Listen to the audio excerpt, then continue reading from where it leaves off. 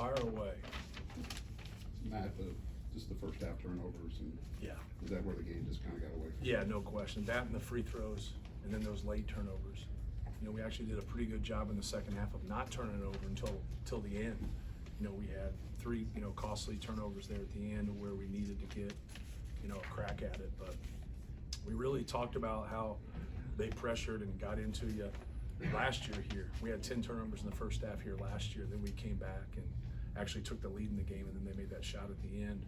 But we just said, we can't repeat that. Let somebody beat you a different way. Keep giving yourselves a chance and take care of the basketball. And so when you have 11 turnovers in the first half, and the game before you had 7 for the whole game,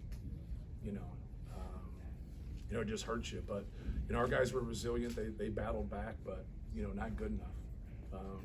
Not making our free throws, turning the basketball over. You out-rebound somebody by 16, and you got somebody who gets 33 and 18, should win the game. That should have been ours. But give them credit. They made more plays than we did down the stretch. Matt, on the topic of those turnovers, is there anything particular you can attribute those to? Any common threads? Yeah, not concentrating and not being tough, if you're generally speaking. I can go through all 11 if you want me to. Watching film, like when you watch film with guys, it's all, you got an offensive foul in the post on one of them, like you got a careless pass on another one, their activity was good. So a lot of times, you guys always ask questions. I can only give it from my perspective. So to me, it's Purdue, right? But it could have been great defense by Indiana. But each possession is different. When you talk about missed free throws, you're talking about a free throw. It's the same thing all the way through, right? Each free throw is the same, 15 feet, no one's guarding you, all right? But turnovers are different. Some could be travels, some could be double dribbles, But the pick sixes kill you. And they just kept getting in transition. And it happened last year. Trace got in foul trouble last year in the first half, and they just kept playing in transition.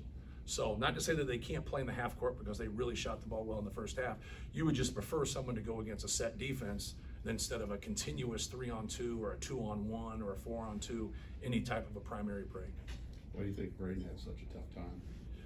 It's just concentration. Obviously a good player, made a lot of good reads, did a lot of good things. But he only had one turnover, 6 points, 6 assists, 1 turnover, 3 steals. But he just didn't get going shooting the basketball. He's our best free throw shooter. He went 2 for 4. So, but he's a good player. We're gonna keep him. Hey, Matt, talk about Trace. You recruited Trace. You've seen him kind of grow. Trace is fabulous. Just a great person. Great player. We were on him early and put a lot of time into him, and obviously he chose to come here, and that's his choice. But he's fabulous, man. He's added more pieces to his game. His decision making when he first started, when you doubled him, was just okay, and now he's gotten where he's really good. But tonight he was physical.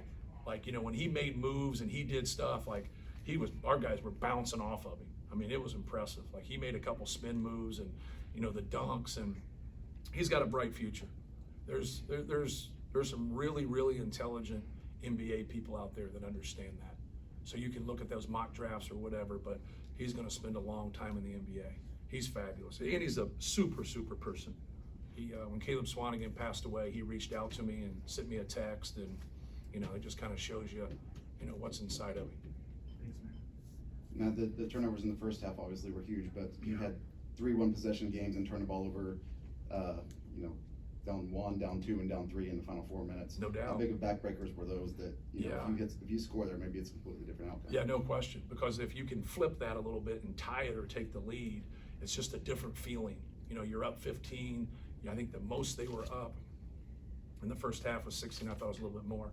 And so now it's really hard to overcome that when you kind of look, the air kind of goes out of you and things get quiet in your own arena, because now you're going to let that lead get away, which happens a lot in basketball, right?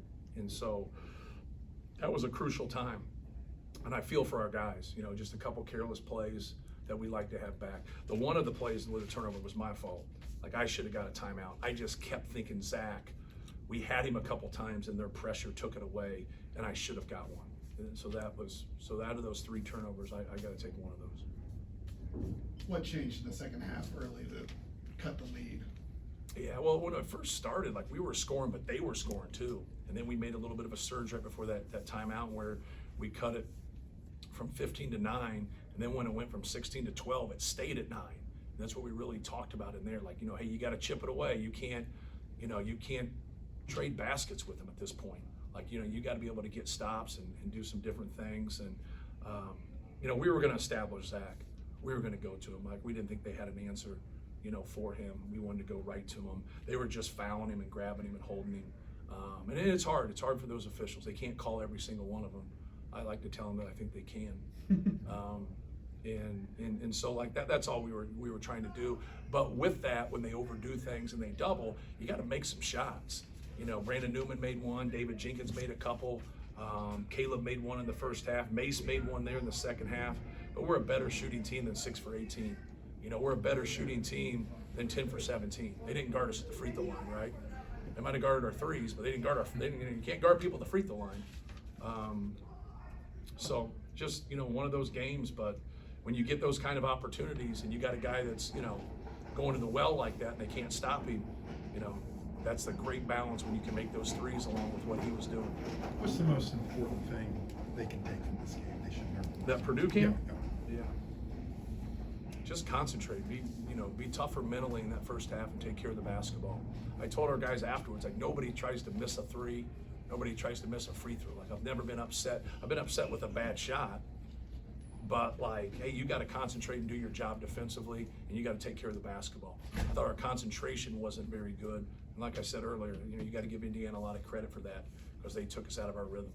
How much did the 2 early fouls on Ethan disrupt what you wanted to do defensively out on the perimeter?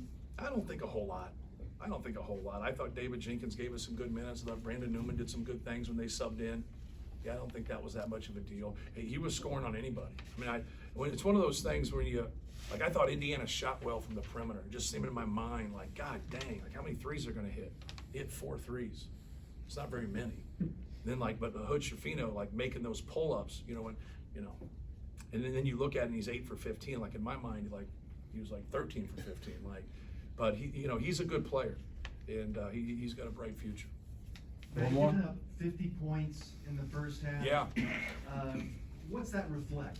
Yeah, just a lot of what I said. Like you got to give Indiana credit for it, but just when you're giving up 50 points, they were playing in transition so much.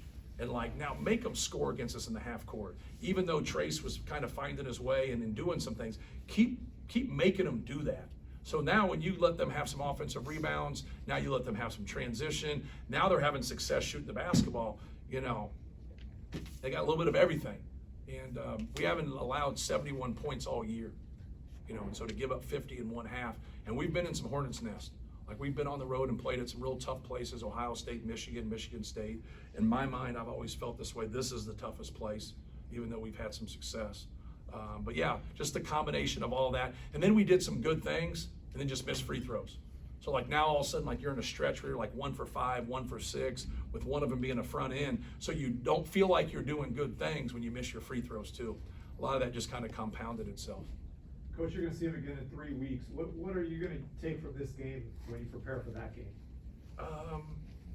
Not to turn the ball over, more than anything. And that's what we took last year from it. We were hoping to get it physical in practice and really foul each other in practice and just make it impossible, whatever, but that didn't work. I think it's the combination of their approach and also the environment that sometimes, guys get emotionally drunk and lose it. But you got to give them credit, man. They do a good job of pressuring, and it's hard. Who cares? Who cares what's going on out there? You know what I mean? Handle it. Don't worry about it. It's just a basketball game. If it gets physical, it gets physical. You got to be able to play. If they start calling things close, you got to adjust and be able to play. That's just part of it. We didn't do that. It took us until halftime to recalibrate and kind of get ourselves in a position where now we can focus. But then when we go to Zach and we make some perimeter shots, the defense gets better sometimes when the offense, flows, and you can't do that. You know what I mean? You can always rebound, you can always take care of the ball, you can always make your free throws, those things there. And so we'll go back and watch the tape. And one of the dumbest things in the world is getting interviewed after a game before you watch tape. I know you guys are like, hey, you said this. You're like, I'm 60 feet away from half the game. What would you like me to do? You know what I mean? But then I watch the game and I feel like, man, I argued this call and argued this call, man, I'm not even close. You know, and so you have a lot of that. So you got to be honest with yourself when things like that's what I'm going to do first. I'm going to be honest with myself so I can get better, so we can get better. Thank you. Be back shortly with players.